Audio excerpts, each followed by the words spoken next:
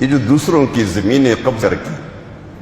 خواہ کتنی تھوڑی زمین ہو، آپ صلی اللہ علیہ وسلم نے فرمایا من اخذ شبرا من الارض ظلما طوقه یوم القیامت من 7 اراضین، جس نے بالش بر زمین کسی کی جبرن قبضہ کر دی، بالش بر زمین، تھوڑی سی زمین،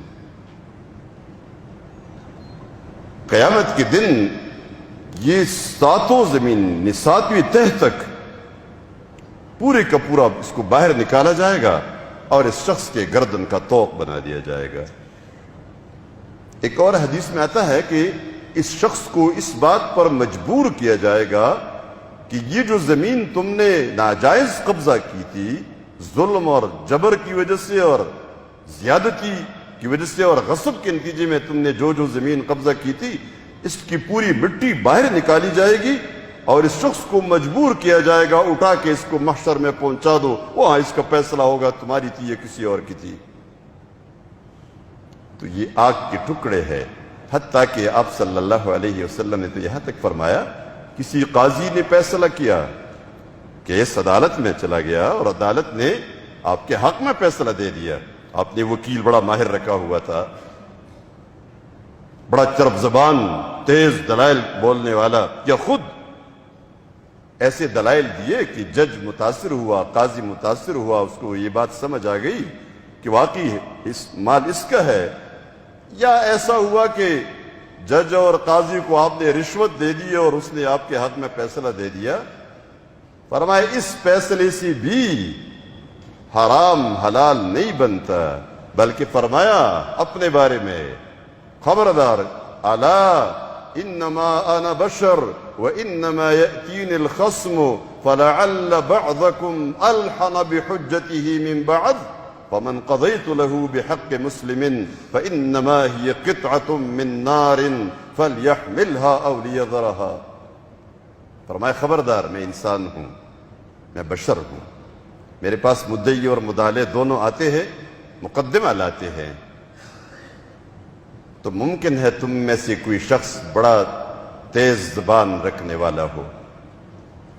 اور وہ حق کو باطل ثابت کرے اور باطل کو حق ثابت کرے میرے سامنے، اور مجھے یقین آ جائے کہ یہ مال اس کا ہے۔ ہوتا ہے نا کبھی کبھی، آج کل ہمارے ہاں ماہر وکیل کسی کہا جاتا ہے؟ ماہر وہ ہوتا ہے جو جھوٹ کو سچ بنا سکے، سچ کو جھوٹ بنا سکے، اور یہ کام بڑا مشکل ہوتا ہے، سچ سے جھوٹ بنانا، جھوٹ سے سچ بنانا۔ ایک جھوٹ کو صحیح ثابت کرنے کے لیے 100 جھوٹ نہیں 1000 جھوٹ اور بولنا پڑے تب بھی جھوٹ جھوٹ ہوتا ہے اور سچ سچ ہوتا ہے۔ بڑا مشکل کام ہمارے وکلاء نے اپنے ذمہ لیا ہے، اور یہ مہارت نہیں ہے، یہ ناسمجھی ہے۔ اس کو بڑی بیوقوفی آپ قرار دے سکتے ہیں کہ ایک آدمی لگا ہوا ہے جھوٹ کو سچ ثابت کرنے کے لیے۔ ماہر وکیل تو وہ ہوگا جو اپنے ذمے یہ ڈیوٹی اٹھائے کہ سچ کو سچ ثابت کرنا ہے اور جھوٹ کو جھوٹ ثابت کرنا ہے۔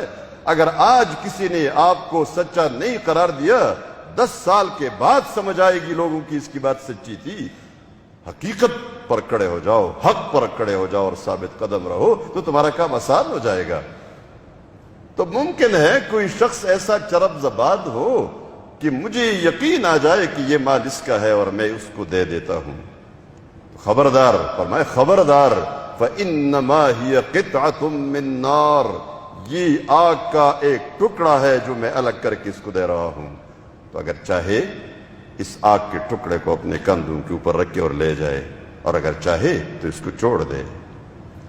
یعنی رسول اللہ صلی اللہ علیہ وسلم کے فیصلے سے بھی